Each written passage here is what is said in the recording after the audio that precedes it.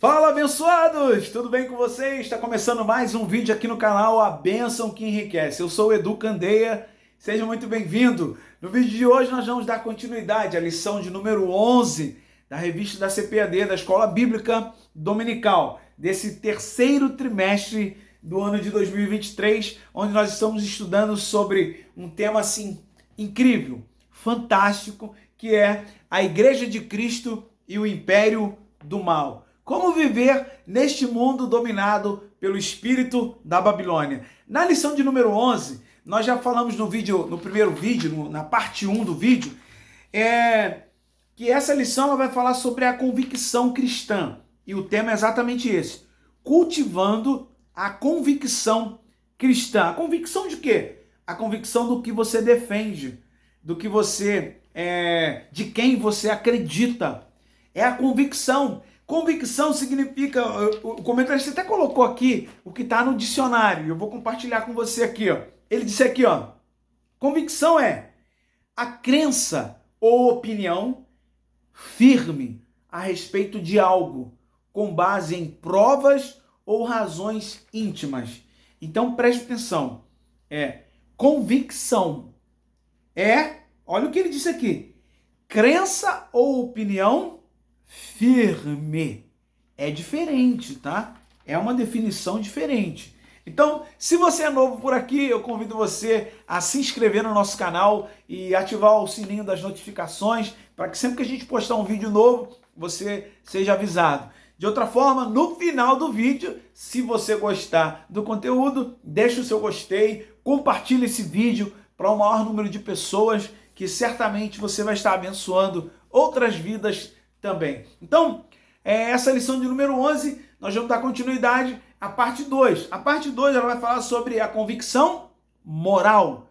E na primeira nós falamos sobre a convicção espiritual.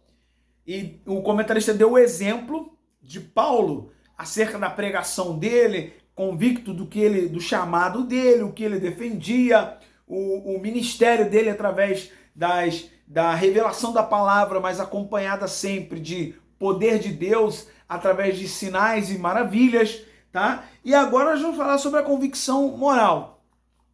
E quando a gente fala de convicção, é o que o comentarista disse aqui, é uma opinião firme, tá? Sobre alguma coisa. Quando a gente vai falar aqui sobre convicção moral, nós sabemos que essa lição, essas lições desse trimestre, ela foi colocada com o intuito de despertar a igreja a respeito dos movimentos ou do movimento progressista, que é um movimento, juntamente com outros partidos políticos e ideologias, que eles visam, um dos pontos que eles visam atacar diretamente é a questão moral. Então, em várias lições, nós estudamos que esses movimentos que estão no meio da política, você não pode nunca mais negar isso, estão no meio da política, eles têm como intenção implantar no meio da sociedade, no meio da cabecinha das gerações agora e das futuras, ensinamentos que contrariam diretamente os princípios morais que a Bíblia ensina para nós. Então a gente precisa estar atento a respeito disso. Não é simplesmente nessa lição nós estamos falando, vamos falar sobre a convicção moral. Nós vamos falar sobre essa convicção moral para podermos defender essa convicção moral e repudiar os ensinos que vêm dessas ideologias aí, socialistas, progressistas, comunistas, o que quer que seja, que é antibíblico e demoníaco. Essa é a minha opinião. Se você acha diferente, aí é com você. Mas eu acho dessa maneira. Então, a convicção moral. Vamos lá para os 3 subtópicos que vão falar aqui nesse ponto. O primeiro, retidão nas ações. Diz aqui, a conversão opera a transformação moral na vida do crente salvo. Desse modo, a Bíblia orienta, dentre outras recomendações, a deixar a mentira e falar a verdade. Não pronunciar palavras torpes e dizer apenas o que edifica. Nunca usamos de palavras lisonjeiras, nem houve um pretexto de avareza. Aqui é Paulo falando. Porque Paulo, quando ele pregava, ele não usava palavras para acariciar o ego de ninguém. Ele falava a verdade. Ele não usava de mentiras para atrair as pessoas. Porque ele tinha convicção da moralidade que ele deveria defender. E tem um outro ponto aqui que é importante, que é o seguinte, dentre vários outros, esse aqui é uma transformação moral que acontece em quem reconhece realmente Jesus Cristo como único e suficiente Salvador.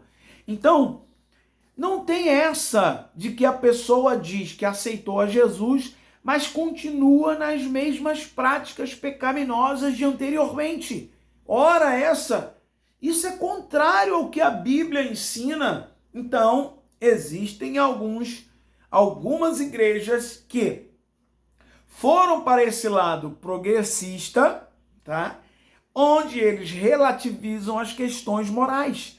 E eles dizem e apregoam que a pessoa pode continuar praticando o que ela já fazia.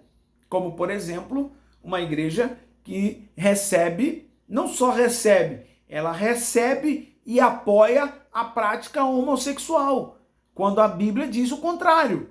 O que essa igreja está fazendo?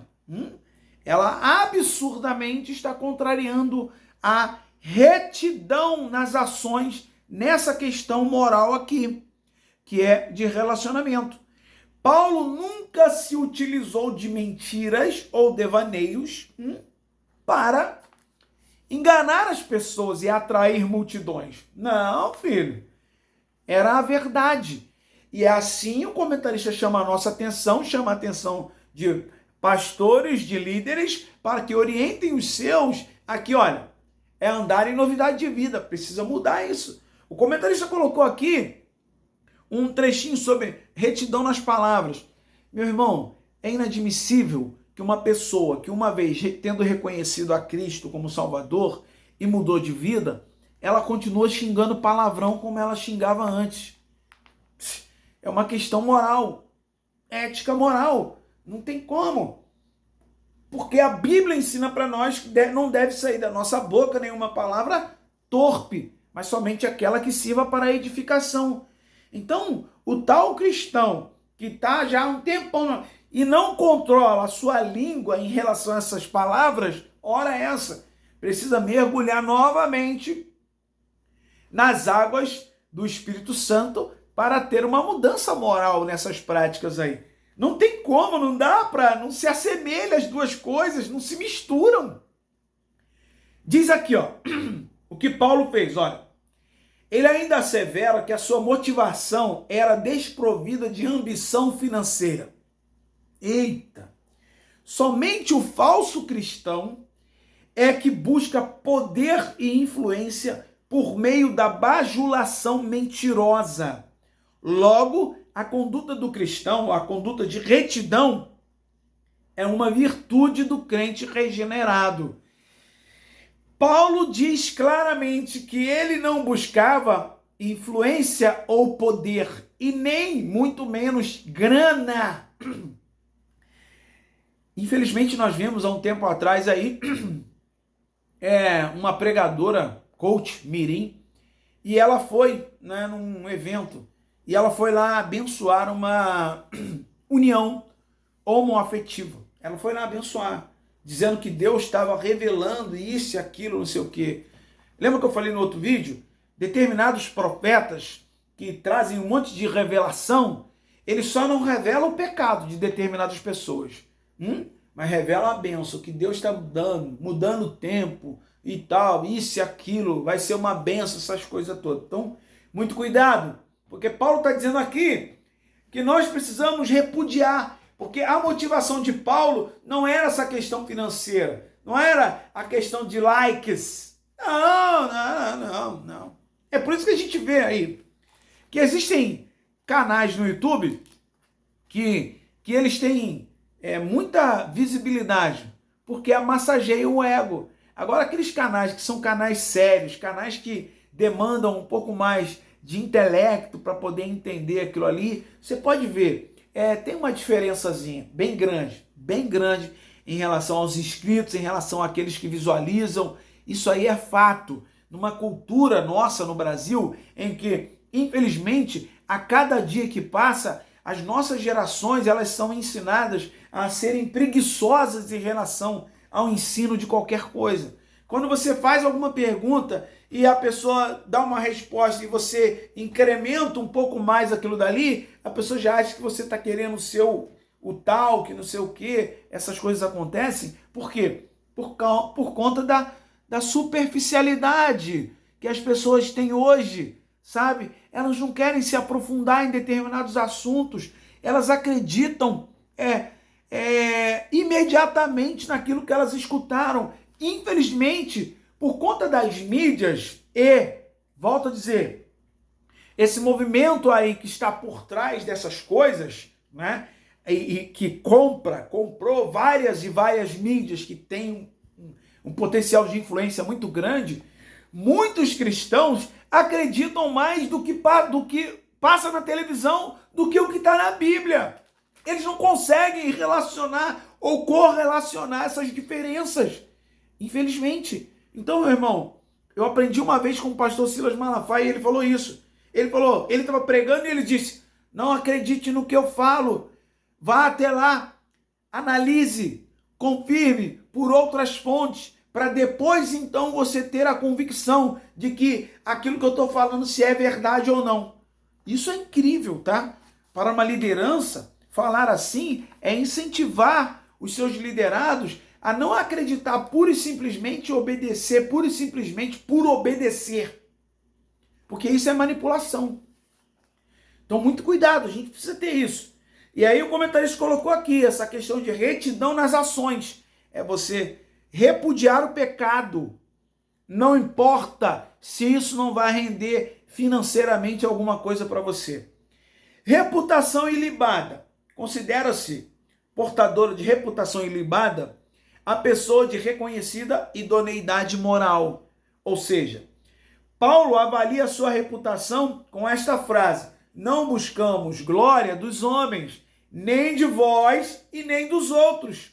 Isso indica que o apóstolo não trabalhava no reino em busca de reconhecimento humano. Ele não procurava obter vantagens e nem honra em parte alguma. E aí, a conclusão é clara nesse ponto aqui. Os que aspiram fama e prestígio caem em tentação e maculam o evangelho. O nosso viver deve glorificar a Deus. O que nós estamos vendo, não só dentro do meio cristão evangélico, mas em outras religiões também, não sendo as evangélicas, que muitas lideranças estão se vendendo ou fechando os olhos para determinadas coisas que estão acontecendo no Brasil, porque eles têm medo de algum tipo de retaliação, de perseguição. Ou seja, então eles são coniventes em relação a determinadas coisas. Por quê? Porque eles acham que, sendo coniventes, ninguém vai mexer com eles. Mas, meu querido, e se isso servir para você, né? Pega aí. Essa questão de você ser conivente, você está infringindo o que a Bíblia ensina, que aquele que sabe fazer o bem e não faz, comete pecado. É a mesma coisa de você ver o cego caminhando para um precipício e você sabe que ali na frente tem um precipício e você deixar ele ir. Não se importar nem um pouco. Então, muito da liderança cristã evangélica no Brasil, grandes líderes, você não vê esses camaradas darem uma palavra de repúdio a determinadas ações que grandes corporações e o próprio governo do Brasil como um todo tem feito em relação à religião cristã.